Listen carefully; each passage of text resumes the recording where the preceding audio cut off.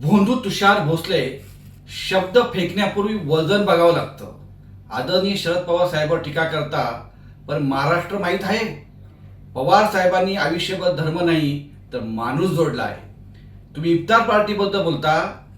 इफ्तार जाणं हा गुन्हा नाही, तो भारताच्या संस्कृतीचा भाग आहे. पण तुम्हाला फक्त द्वेष दिसतो का तुमचं राजकारण द्वेषावर उभं आहे? वारकरी संप्रदायाचा तुम्ही ठेका घेतला का?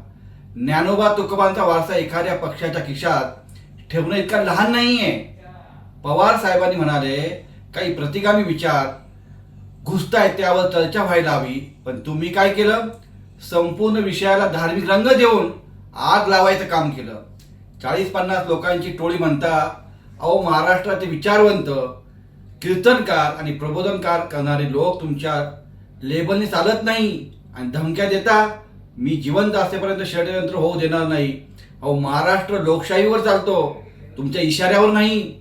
वारकरी संप्रदाय म्हणजे समता. वारकरी संतांचा विचार आणि संतांचा विचार म्हणजे सर्वांना सोबत घेणं.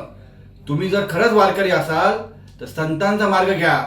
भडकाऊ भाषा नाही तर प्रबोधन करा. आणि लक्षात ठेवा, शरद पवार साहेबांचं टीका करणं सोपं आहे, पण त्यांच्या कार्याच्या उंचीला पोहोचणं अशक्य आहे. महाराष्ट्र सगळं बघतोय आणि योग्य वेळी उत्तर देऊ.